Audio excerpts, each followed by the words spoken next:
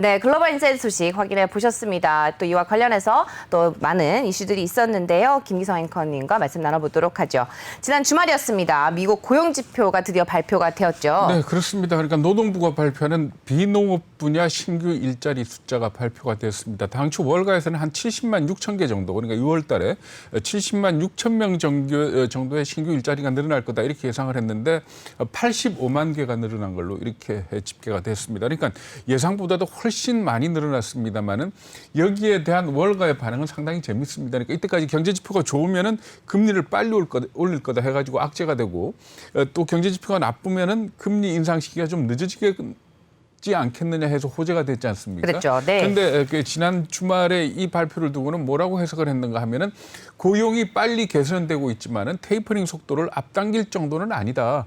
이렇게 해석을 한 겁니다. 그러니까 차갑지도 않고 뜨겁지도 않은 골디락스다 이렇게 네. 받아들인 겁니다. 물론 실업률 같은 경우에는 당초 5.8%에서 5.6%로 떨어지지 않겠느냐 이렇게 예상을 했습니다마는 5.9%로 오른 걸로 이렇게 집계가 됐습니다. 어쨌든 간에 지금 현재 시장은 경제 지표에 따라서 일희일비하기보다는 돈의 힘으로 움직이는 장세다 이렇게 보는 게 옳을 것 같습니다. 네.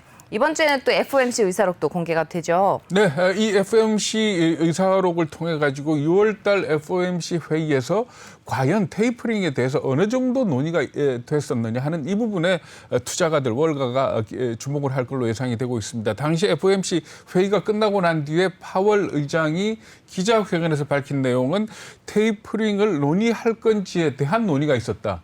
굉장히 좀 수사적인 그런 표현입니다만 네. 그렇게 얘기를 했습니다. 그런데 이 말을 그대로 안 믿는 이유가 뭔가 하면 4월 달 FOMC 회의 이후에도 파월 의장 같은 경우에는 테이퍼링에 대한 논의가 없었다고 얘기를 했었거든요. 근데 막상 회의록이 공개된 걸 보니까 경제가 빠른 속도로 재개가 된다면 테이퍼링에 대해서 논의하는 게 옳을 것이다라는 그런 문구가 들어가 있었습니다. 그래가지고 그 당시에 10년물 국채금리가 많이 오르고 1.69%까지 오르고 주가가 상당히 많이 떨어지는 그런 혼란을 겪었거든요. 그러니까 이번에도 과연 정말 그 정도만큼 테이퍼링에 대한 논의를 시작할지를 논의한 정도에 끝나는 것인지 아니면은 실제로는 조금 더 진전된 어떤 테이퍼링에 대한 얘기가 나왔는지 이걸 확인을 하고 아마 시장이 반응하지 않을까 이렇게 예상을 하고 있는 겁니다. 네, FOMC 의사록에 대해서도 좀 관심을 가져보시면 좋을 것 같고요.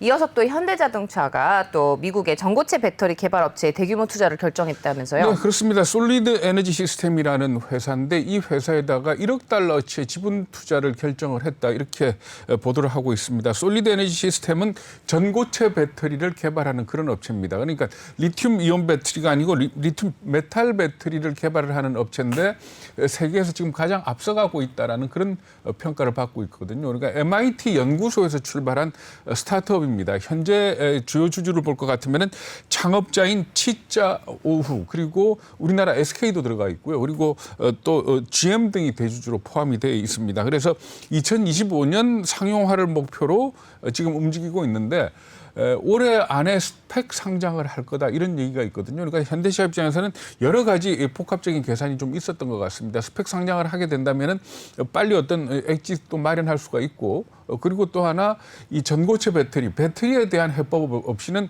앞으로 완성차 업체가 결국은 차 껍데기만 만드는 그런 입장이 될 가능성이 있다. 이 부분에도 긴장을 하고 있는 것 같습니다. 네, 또 국제유가가 이틀 연속 75달러를 넘어섰잖아요. 네, 그렇습니다. 지금 말씀하셨죠. 그러니까 아랍에미레이트 연합 UAE의 이 입장이 굉장히 중요했던 걸로 이렇게 얘기가 나오고 있는데 어쨌든 간에 이 WTI 서부 텍사스 중진류 기준으로 75달러를 넘어선 게 지금 이틀 연속이 되고 있습니다. 그리고 지금 현재 장외 거래, 시간외 거래에서도 75달러를 넘어서서 거래가 되고 있는 걸로 이렇게 나타나고 있거든요. 제일 큰 이유는 두 가지입니다.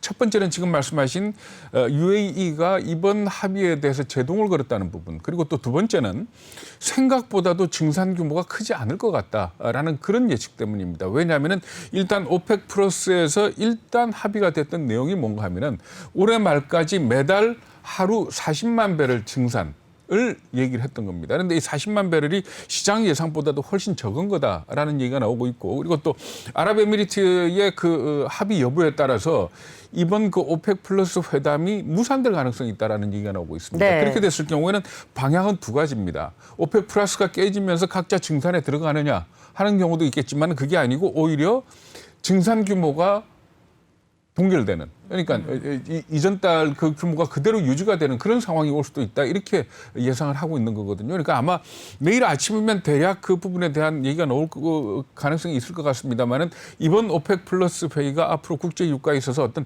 변곡점이 될 거는 확실한 걸로 이렇게들 얘기를 하고 있습니다. 네.